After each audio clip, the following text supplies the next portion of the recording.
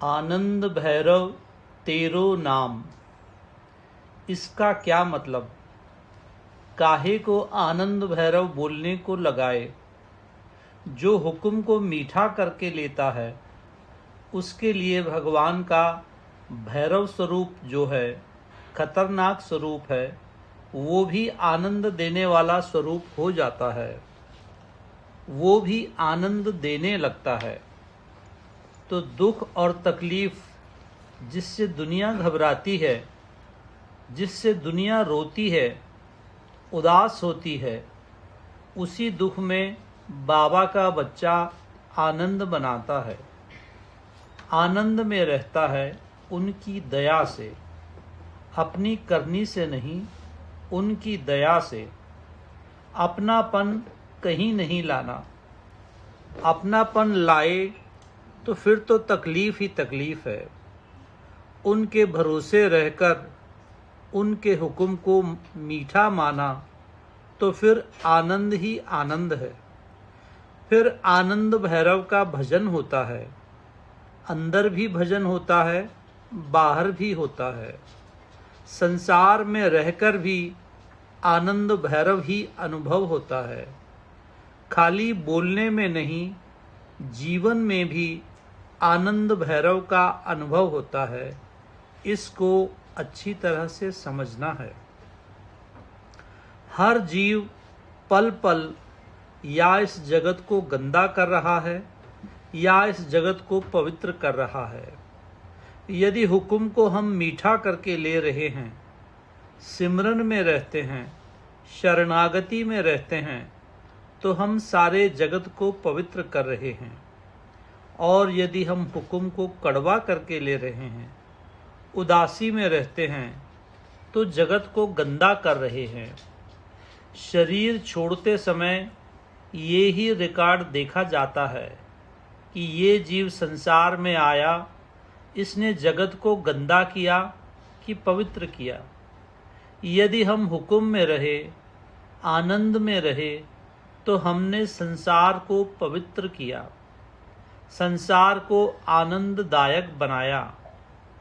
6000 मील से 10,000 मील से आदमी बोलता है रेडियो के ऊपर, तो 1 सेकंड के अंदर यहाँ आवाज़ पहुँच जाती है।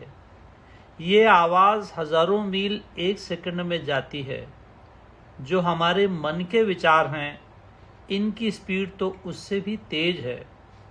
वो 1 सेकंड के अंदर पूरा ब्रह्मांड घूमकर फिर वापस आ जाते हैं। यानी हमारे हर विचार, हमारे मन की हर स्थिति, हर सेकंड सारे ब्रह्मांड को या पवित्र कर रही है या गंदा कर रही है, या आनंद दे रही है या उदासी जगत में फैला रही है। यदि हम हुक्म को मीठा करके ले रहे हैं, राम राम कर रहे हैं, हुक्म में रह रहे हैं, तो हम आध्यात्मिक जीवन में रह रहे हैं, डिवाइन लाइफ में रह रहे हैं। तो पल पल तरंगें, कंपन हमारे अंदर से निकलकर एक पल के अंदर सारे जगत को पवित्र करती जा रही है। जैसे रेडियो की आवाज़ हजारों मील तक घूमकर वापस आ जाती है 1 सेकंड के अंदर। एक एक सेकंड में हम जगत को पवित्र कर रहे हैं या गंदा कर रहे हैं। हमें अपने आप से पूछना है हर पल, हर रात को बैठकर सोचना है।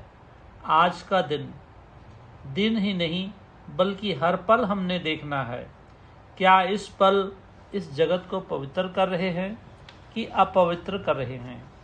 उसका नतीजा क्या होता है?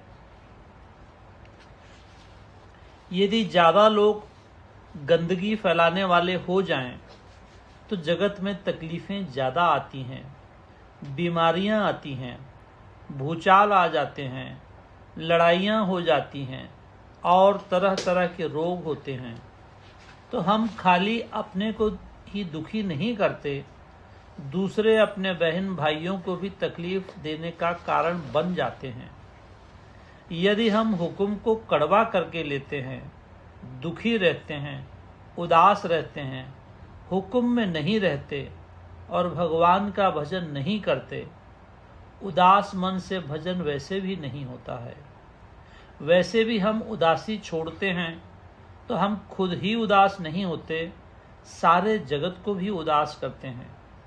और हम आनंद में रहते हैं तो आनंद की जो तरंगे हैं, कंपन हैं, वो एक पल के अंदर जगत में पहुंच जाती हैं। सारे जगत में आनंद फैलता है। हम आनंद में रहते हैं तो हम खुद ही आनंद में नहीं रहते, जगत को भी उसका हिस्सा दे रहे हैं। जगत को भी आनंदित करने में हम भाग ले रहे हैं। हम उदास रहते हैं तो हम खुद ही उदास नहीं रहते, दूसरों को भी रोने वाला बना रहे हैं। और हुक्म में रहते हैं तो हमारे रुएं रुएं से आनंद फूट कर निकलना चाहिए, भले ही बाहर कुछ भी स्थिति रहे। यदि हमने हुक्म मीठा करके लेना है, ये समझ के लो हर तकलीफ से एक और दीवार बोझ निकलते जा रहा है। हमारे और माँ के दरमियान एक दीवार और निकलती जा रही है, तो कितना आनंददायक सीन है, कितनी शांति मिलती है कि माँ के नज़दीक पहुँचते जा रहे हैं। हर दुख हमें माँ के नज़दीक ले जाते जा रहा है। और हम उदास हो जाते हैं तो उसका मतलब क्या है कि अभी माँ की ज़रूरत नहीं है।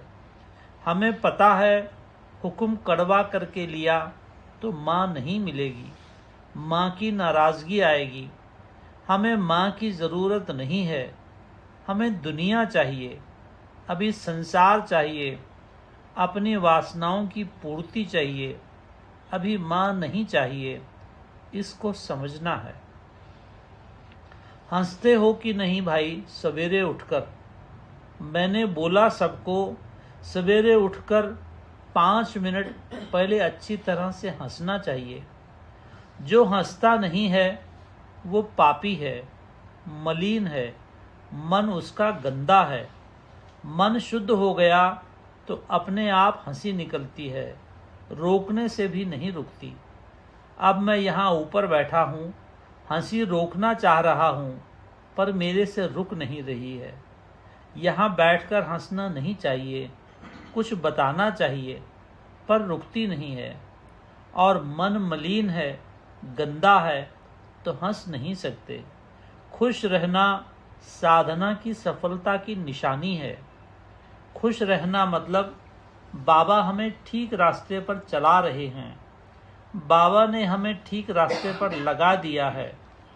और हम उदास रहते हैं, चिंतित रहते हैं, फिक्र करते हैं तो अभी मलिन मन है, गंदा मन है, वासनाओं से भरा हुआ मन है। अभी अपनी इच्छा है ऐसा नहीं होगा। ऐसा उदास रहने का एक ही मतलब हो सकता है, ऐसा नहीं। जो हो रहा है वो नहीं चाहिए, हमें अपनी मर्जी चाहिए। हो रहा है जो कुछ वो तो भगवान के हुक्म से हो रहा है। उदास रहने का मतलब है हमें अपनी मर्जी चाहिए, तेरी मर्जी नहीं होना। तेरी मर्जी में नहीं रहना है, हमें अपनी मर्जी में रहना है। हमारी मर्जी चाहिए। ये मलिन मन की निशानी है, गंदे मन की निशानी है, अहंकारी जीव की निशानी है। अभी शरणागत नहीं हुआ जीव, उसकी निशानी है। सब हंसते खेलते दिखने चाहिए। यहाँ दरबार में एक भी उदास चेहरा दिखता है तो बहुत धक्का लगता है। यदि कोई उदास दिखता है तो लगता है इसने यहाँ आकर अपना समय बर्बाद किया, कुछ सीखा नहीं। भले ही बाहर कुछ भी होता रहे, उदास नहीं होना। उदास होना मतलब हुक्म कड़वा लग रहा है, अपनी मर्जी चाहिए, तेरी मर्जी नहीं चाहिए।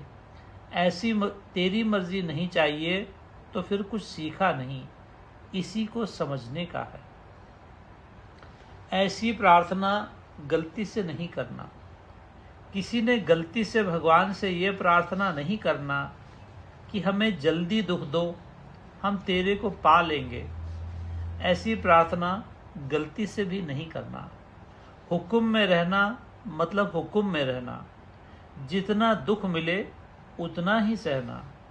उनको पता है कि हम कितना दुख सहन कर सकते हैं। जीव इतना तुच्छ है, मनुष्य इतना तुच्छ है, उसको नहीं पता कि उसमें कितनी सहन शक्ति है। हमने मांगा, इसका मतलब हमारे अंदर अहंकार है। जितना वो दें उतनी सहन शक्ति भी देते हैं। हमें उसके लिए शुक्रगुजारी करनी है। भूल कर भी जोश में आकर ये नहीं मांगना कि माँ खूब दुख दे, हम तेरे को जल्दी पाना चाहते हैं। जल्दी तो पाना चाहते हैं, पर हमारे में कितनी सहन शक्ति है, इतनी भी तो हमें समझ नहीं है। उनको पता है हमारे में कितनी सहन शक्ति है। वो उतना नाप तोल के देते हैं जितनी सहन शक्ति हमारे में है। और हमने ज़्यादा मांग लिया तो ज़्यादा डोज आ जाएगी, फिर चिल्लाना पड़ जाएगा। हुक्म इसीलिए बोलते हैं हुक्म में रहना। हुक्म में रहने का मतलब जोश नहीं दिखाना कि नहीं मेरे को जल्दी दो, तकलीफ दुख। जो वो दें उसमें आनंद मनाना। अहंकार नहीं उठने देना। ये तो पक्की बात है। दुख जब ज़्यादा आ जाता है तो बड़े बड़े संतों का भी मन नहीं लग सकता। बड़े से बड़ा संत क्यों न हो, अगर दुख जरा ज़्यादा आ जाए तो मन नहीं लग सकता, ना ही आनंद की स्थिति रह सकती है। बहुत ज़्यादा भयानक दुख सहन नहीं हो सकता है। इसीलिए कभी मांगना नहीं माँ से कि जितना मर्जी दुख दो, मैं जल्दी तेरे को पाना चाहता हूँ। ऐसी भयानक स्थिति आ जाएगी कि सांस लेना भी मुश्किल हो जाएगा। वो अहंकार है, अहंकार से नहीं रहना। यदि हम दुख में आनंद में रहते हैं तो उसकी कृपा है हमारे ऊपर, उसमें हमारी कुछ कारीगरी नहीं है। अगर दुख सहकर भी वो हमें आनंद में रख रहे हैं तो ये उनकी देन है। उसमें कभी भूलकर भी अहंकार नहीं करना कि देखो हमारे ऊपर इतने दुख चल रहे हैं फिर भी हम आनंद में रह रहे हैं। उसमें हमारी कुछ कारीगरी नहीं है, ये उनकी देन है। उनकी देन के लिए उनकी शुक्रगुजारी में रहना कि आप थोड़े थोड़े में हमारे कर्म पूरे करा रहे हो, हमें सहन शक्ति भी दे रहे हो, हमें आनंद में भी रख रहे हो। वो रख रहे हैं, उसमें हमारा कुछ नहीं है। इसको अच्छी तरह से समझने का है। एकदम जो ज़्यादा जोश होता है वो कई दफ़ा चक्कर में डाल देता है, अहंकार खड़ा कर देता है। अहंकार से फिर तकलीफ आ जाती है। इसको अच्छी तरह से समझना है।